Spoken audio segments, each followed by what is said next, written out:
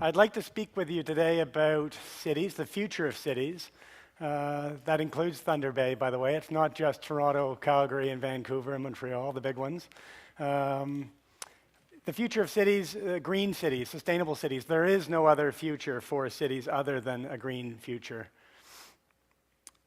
I began in the environmental movement about 21 years ago. I come from a family background in real estate development, construction, and developing cities. And I guess I can't help but look at an image like this periodically and think it'd be a fabulous spot for a hotel. But as I emerged into the environmental movement 21 years ago, it was really about saving rainforests, saving green spaces, and saving some of the wonderful green spaces around us. At the same time as the idea of saving the rainforest was playing out, it began to emerge in Canada about saving the boreal forest, saving huge tracts of pristine wilderness in Canada for camping and fishing and for the wildlife that's sustained. The Canadian icon of the beaver and the polar bear have become symbols of the environmental movement in Canada. And as incredibly important as these creatures are and these symbols are, they in large part miss the fundamental issue in my mind. They miss the fact that we need to start protecting environmental issues and addressing environmental issues where people live, where Canadians live. Canada has millions and millions of acres of wilderness, and our flag essentially is an international symbol of nature and the importance of nature. The irony in all of this, though, is that 86% of Canadians live in cities.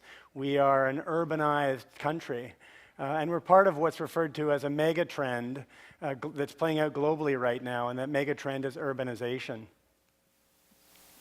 We're in the midst of what many people refer to as the urban century. For the first time ever, more people live in cities than in rural areas globally. And within about 20 years, there will be approximately 5 billion people living in cities, almost twice as many as currently live in cities. So urbanization and the future of cities will be the success or failure issue that we will be judged by. How we design and develop our cities in the coming years is fundamentally important. Cities like Toronto, yes, attract people's attention. The bright lights, the opportunity, the healthcare systems, the universities, access to friends and ideas are very attractive. And other cities like New York really epitomize this notion of if you can make it in New York, you can make it anywhere. And it's really the heart of society's ambitions. There are other types of cities out there. This is La Paz with 3.2 million people, an immense urban sprawling city. But here in Canada, we have a different sort of experience that's played out. This is 1982, a lovely suburban neighborhood just outside of Toronto that has become all too common, and that's what we did in 1982. This is what we're doing now, today. So we've advanced slightly. I wouldn't say much. We continue to sprawl across our cities, sucking up the landscape with these cookie-cutter houses that are dehumanizing and essentially pushing nature to the outskirts of cities. This particular chart will give you a much more pronounced sense of how powerful this urbanization and urban sprawl issue is.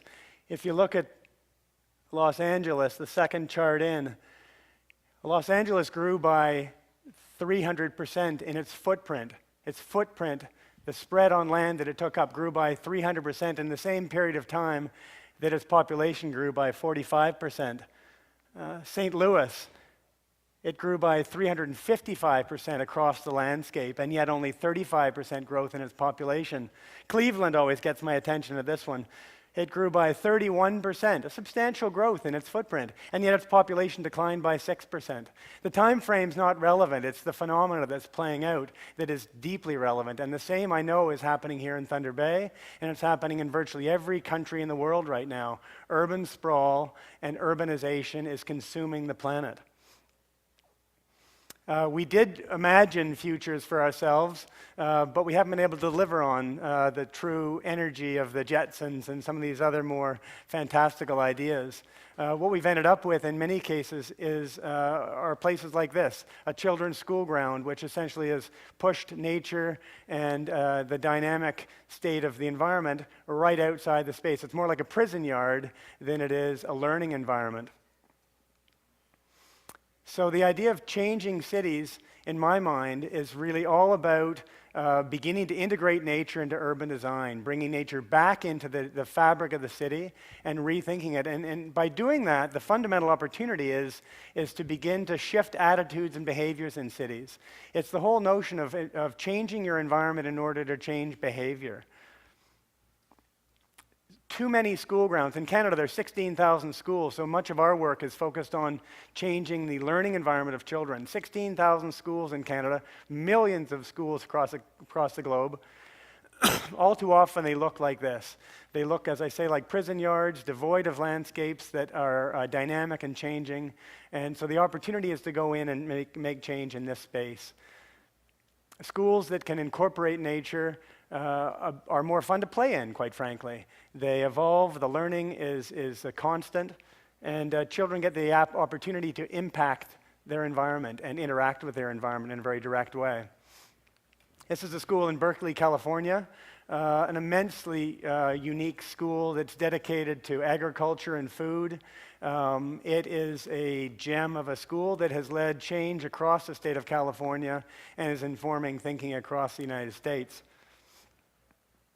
This is a school in Oslo, Norway, where risk is not considered a particularly critical issue, but where the incorporation of ideas that spur thinking is put at the top of the charts as far as priorities. A project in Germany where urban agriculture is a primary agenda. We're incorporating landscapes that kids can interact with and grow food. The idea of changing children's learning environments is about informing the next generation. And our work at Evergreen for the last 20 years has been focused largely on that group of people. But more recently, our efforts have moved to the next stage. This is a site in downtown Toronto. Most people don't realize Toronto is quite as green as this.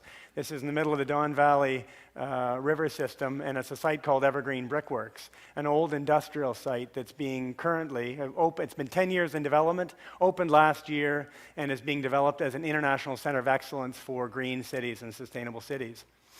It was like this. It was an industrial site, like many industrial sites in cities around the world. A scarred landscape, a site that needed to be changed and brought into some of the ideas of the future.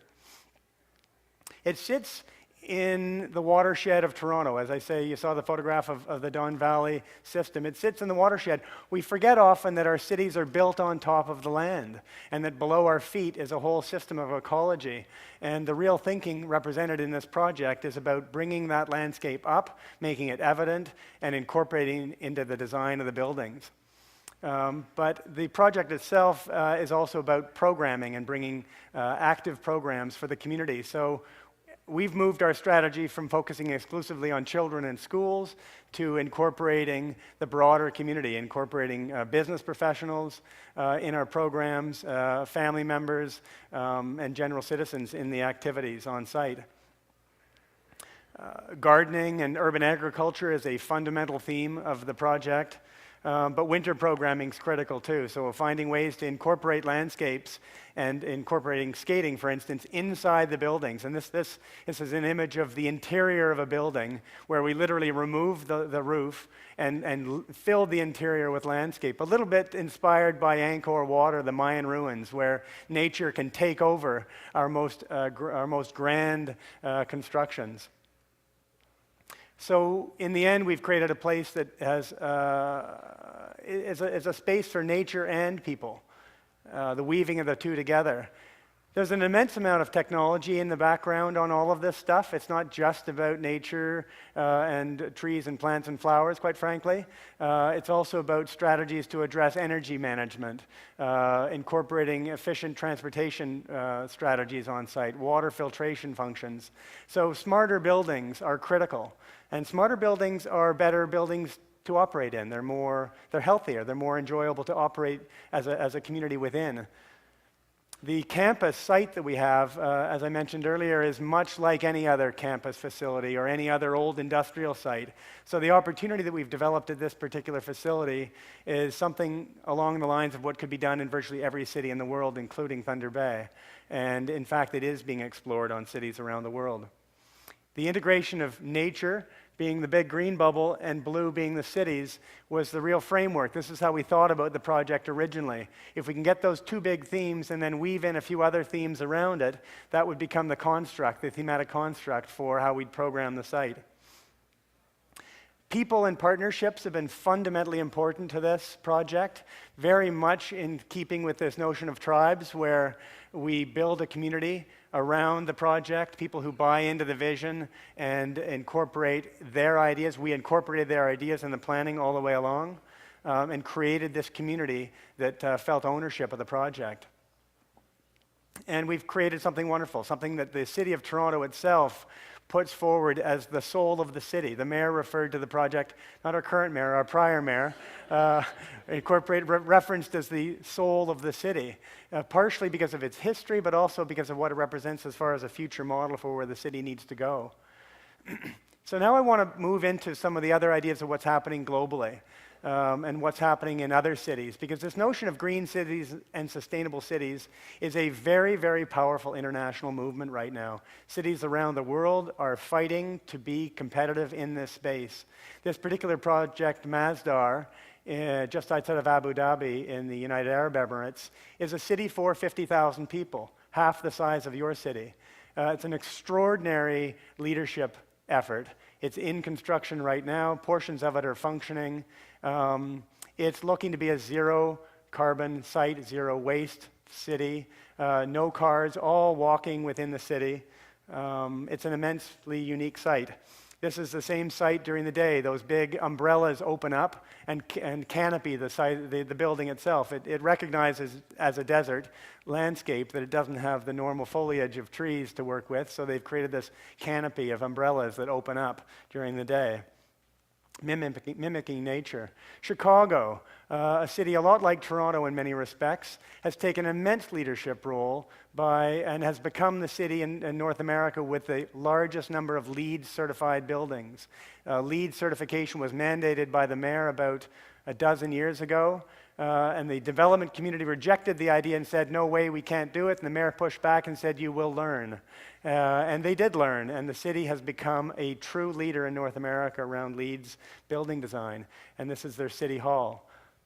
Curitiba, Brazil, an immensely unique small city of about 1 million people that has integrated green space and functioning elaborate transportation systems that have changed the city in the last decade. They've transformed the city with the thinking around sustainability agendas.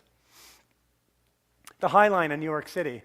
New York City, if you haven't been, is a fabulous place, but this has become one of the gems. The High Line is an old railway bed that's about 35 feet above the platform of the city, the ground, and it's this ribbon of green that has literally changed by adding hope and a sense of opportunity to this whole neighborhood of the city. A leadership idea again. London, England, with the new Olympic sites that you'll become much more familiar with in the coming months, has led to the revitalization of the Lee Valley, an area that was highly polluted and has now become a truly green corridor because London, England committed itself to developing its Olympic strategy in a very sophisticated way around sustainability agendas. Singapore, a city on the other side of the world that many of us think, oh, Asia is not really making a mark with regards to sustainability. They're the ones causing the problem. Quite the contrary. Singapore is an incredible city. 1 in 10 people own cars in Singapore because policy has been put in place to protect the city against some of the challenges that cars can bring. Songdo, Korea. Korea, by the way, watch Korea carefully. They are leading beyond many, many other domains internationally. I think they're ahead of the Germans in many respects around sustainability issues. Songdo, a city for about 200,000 people, is being built right now, a true leadership city with regards to its sustainability agenda. Another shot of Songdo. Vancouver established with its mayor about 3 years ago the ambition to be the greenest city in the world, and it's become their brand to be the greenest city in the world. Well, Rio de Janeiro has recently co-opted the same concept, and they want to be the greenest city in the world. So these ambitions and this competition is alive and well globally right now. And then you get a couple of disasters like Atlanta that has no interest in this storyline and we will see its demise if it stays on the track that it is on right now. Cities that are pushing hard on the sustainability agenda are not doing it because they're listening to some hippie group that wants to see lots of cool little green spaces in the city. They're listening to the economists, they're listening to the business community, they're listening to the voters who are demanding a better city, a better vision for the future of our cities. So a lot of the work around cities, in my mind, begins with green space. It begins by incorporating green space in our, in our children's learning environments and in our public spaces, and trying to incorporate ecology, natural spaces, and functioning ecological systems in cities. It's an easy place to begin. It engages people in the actual process of participating in their city. It resembles this notion of an open platform in the technology realm by inviting people in to be a part of the process of transforming a city. So when you think about your city, think about getting engaged in this type of work. It can lead very quickly and be the catalyst for larger and bigger issues. I have had enormous pushback from different corners of the community. The real estate community who build a lot of those subdivisions hates many of the ideas we're talking about because we're pushing back big time against the notion of suburban sprawl. But the statement that comes back is that the voting public, the buying public want this. And so, my quick response is some people out there also want crack cocaine, but you don't exactly create a market for that audience just because they want to buy that. So we've got to find a way to lead the public as well. You follow the public in some cases, but you also have to lead the public's interest in votes. So imagine your city with nature, find a different vision, build a different vision, and it's nowhere near as difficult as it sounds, but it is the future. It's the only future we have, and welcome to the big ideas available to you. Thank you very much.